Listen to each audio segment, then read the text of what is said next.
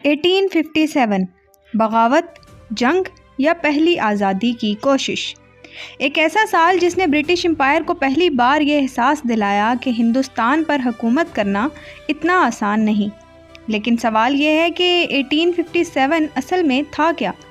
क्या ये सच में कुछ सिपाहियों की बगावत थी या फिर एक ऐसी तहरीक थी जो ब्रिटिश हुकूमत को ख़त्म कर सकती थी? आज भी इस वाक़े को अलग अलग नज़रियों से देखा जाता है। कुछ लोग इसे फ़र्स्ट वॉर ऑफ इंडिपेंडेंस कहते हैं, जबकि ब्रिटिश रिकॉर्ड्स में इसे अक्सर सिपाही मुटीनी कहा जाता है। लेकिन असल कहानी इन दोनों लेबल से भी ज़्यादा कॉम्प्लिकेटेड है। गुस्सा आखिर आ कहाँ से रहा था? 1857 अचानक नहीं हुआ था। ये एक दिन का रिएक्शन नहीं था। इसके पीछे सालों का जमा हुआ गुस्सा था। ईस्ट इंडिया कंपनी अपनी ताकत बढ़ा रही थी।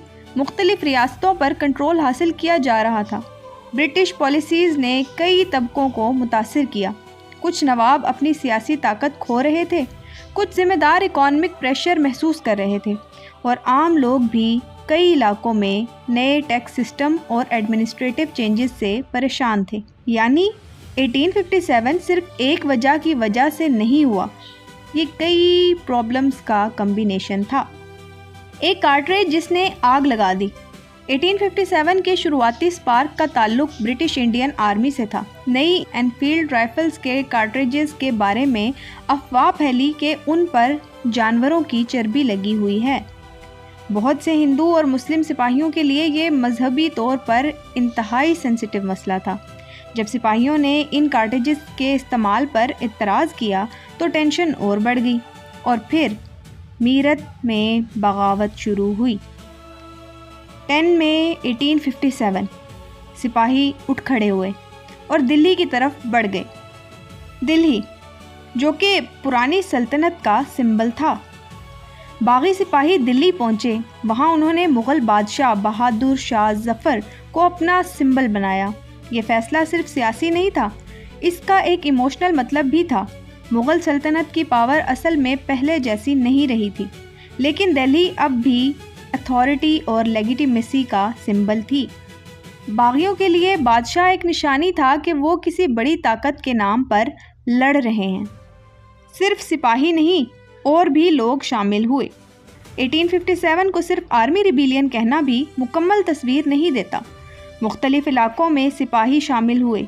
कुछ नवाबों और रियासती लीडर्स ने सपोर्ट दिया। कुछ आम लोग भी इस मूवमेंट का हिस्सा बने। इम्पोर्टेंट फिगर्स में रानी लक्ष्मीबाई का नाम बहुत मशहूर है। उन्होंने ब्रिटिश एक्सपेंशन के खिलाफ जंग लड़ी और रेजिस्टेंस की सिंबल बन गई। इसी तरह तंतिया तोप ने भी अहम रोल अदा किया। लेकिन ये मूवमेंट पूरे सब कॉन्टिनेंट में एक जैसा नहीं था। कुछ इलाके ब्रिटिश के साथ रहे, कुछ कम्युनिटीज़ और रूलर्स ने बगावत का साथ नहीं दिया। इसी वजह से 1857 एक यूनाइटेड नेशन वाइड रेवोल्यूशन की शक्ल नहीं ले सका। द ब्रिटिश रिएक्शन, इंतकाम और नया निज़ाम। ब्रिटिश ने इस बगावत को बहुत सख्ती से क्रश किया। लड़ाई के बाद बहुत से लोग मारे गए। कई इलाकों में इंतहाई सख्त एक्शंस लिए गए। लेकिन 1857 का सबसे बड़ा नतीजा ये था कि ईस्ट इंडिया कंपनी का राज ख़त्म कर दिया गया। 1858 में ब्रिटिश क्राउन ने सीधा कंट्रोल संभाल लिया। अब इंडिया किसी कंपनी के ज़रिए नहीं, बल्कि सीधा ब्रिटिश गवर्नमेंट के ज़रिए रूल होने लगा। ये एक बहुत बड़ा टर्निंग पॉइंट था। 1857 के बाद नई पॉलिटिक्स का जन्म। 1857 की नाकामी के बाद एक बात क्लियर हो गई कि ब्रिटिश को चैलेंज करने के लिए सिर्फ आर्म्ड रिबेलियन काफ़ी नहीं होगी। अब एक नई जनरेशन सियासी तरीक़ों से स्ट्रगल करेगी। एजुकेशन बढ़ेगी, पॉलिटिकल ऑर्गेनाइजेशंस बनेंगी, और आहिस्ता आहिस्ता एक सवाल उभरेगा, हिंदुस्तान का मुस्तकबिल किसके हाथ में होगा?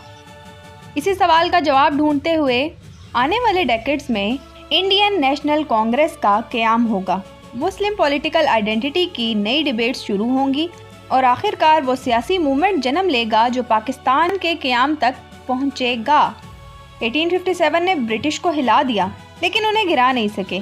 अब ब्रिटिश ने एक नया तरीका अपनाना था, और हिंदुस्तान की पॉलिटिक्स एक नए दौर में दाखिल होने वाली थी। लेकिन सबसे बड़ा सवाल अब भी बाकी था। अगर ब्रिटिश चले गए तो उनके बाद हिंदुस्तान का फैसला कौन करेगा?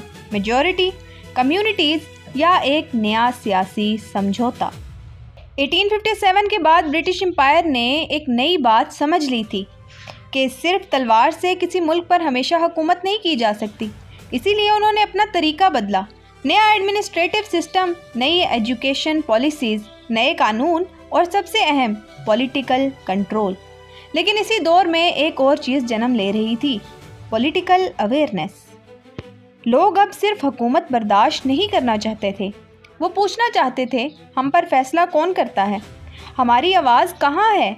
और इसी सवाल से शुरू होती है साउथ एशिया की modern politics. Indian national Congress का कयाम 1885 बॉम्बे। कुछ एजुकेटेड इंडियंस और ब्रिटिश ऑफिशियल्स के दरमियान एक सियासी प्लेटफॉर्म कायम होता है। नाम था इंडियन नेशनल कांग्रेस। शुरुआती दौर में कांग्रेस का मकसद ब्रिटिश हुकूमत से फ़ौरन आज़ादी लेना नहीं था। उस वक्त उसका फोकस था इंडियंस को गवर्नेंस में ज़्यादा रिप्रेजेंटेशन मिले, एडमिनिस्ट्रेटिव रिफॉर्म्स हों, इंडियन आवाज़ को ब्रिटिश पार्लियामेंट और अथॉरिटीज़ तक पहुंचाया जाए।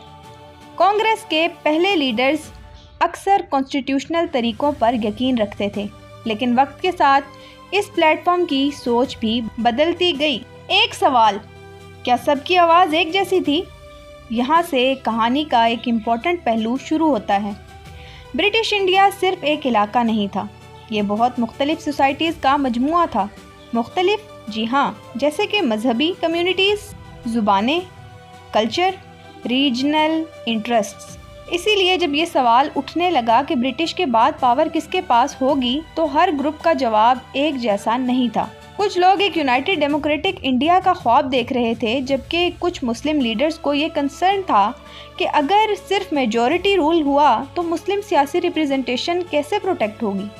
यही कंसर्न आगे चलकर मुस्लिम पॉलिटिक्स के एवोल्यूशन का सबब बनी। मुस्लिम पॉलिटिकल आइडेंटिटी का उभरना 19वीं सेंचुरी के आखिर और 20वीं सेंचुरी के शुरू में मुस्लिम लीडर्स के दरमियान ये डिबेट बढ़ती गई कि ब्रिटिश इंडिया के सियासी मुस्तकबिल में मुस्लिम्स का रोल क्या होगा। इस बैकग्राउंड में 1906 में ऑल इंडिया मुस्लिम लीग कायम हुई।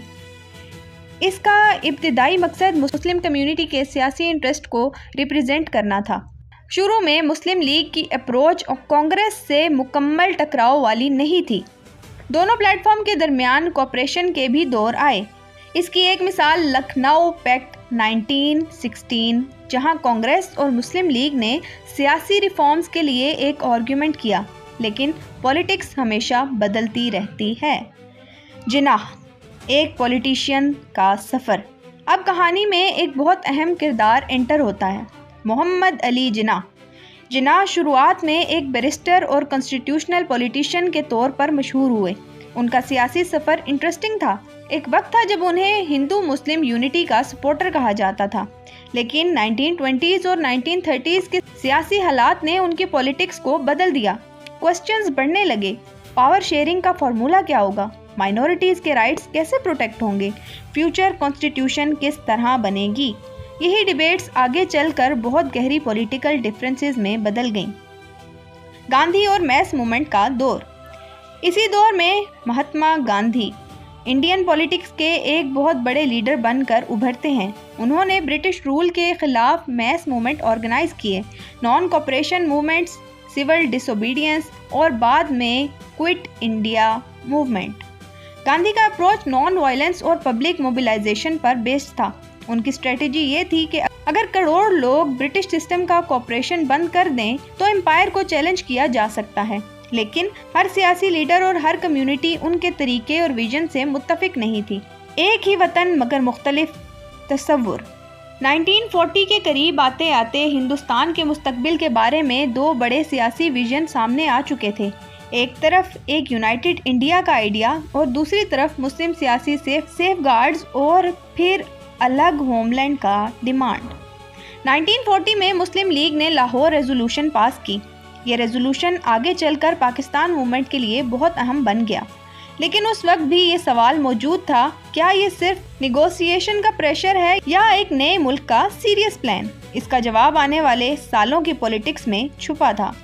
अब कहानी उस मोड़ पर पहुंच रही है जहां सिर्फ सियासी डिबेट्स नहीं बल्कि पूरी दुनिया की सियासत बदलने वाली थी। एक ऐसी जंग शुरू होने वाली थी जिसने ब्रिटिश एम्पायर की बुनियाद हिला दी। नाम था वर्ल्ड वॉर 2। और इस जंग के बाद ब्रिटेन के पास इंडिया को कंट्रोल में रखना पहले जैसा मुमकिन नहीं रहना था। अगले चैप्टर में हम बात करेंगे वर्ल्ड वॉर 2, जिन्ना, कांग्रेस, बॉस और वो सवाल जहां आज़ादी का फैसला तेज़ हो गया। तब तक के लिए अपना बहुत सारा ख्याल रखिए। कमेंट सेक्शन में अपनी कीमती राय का इजहार ज़रूर करिए। आपसे मुलाकात होती है अगली वीडियो में। तब तक के लिए अल्लाह हाफिज़।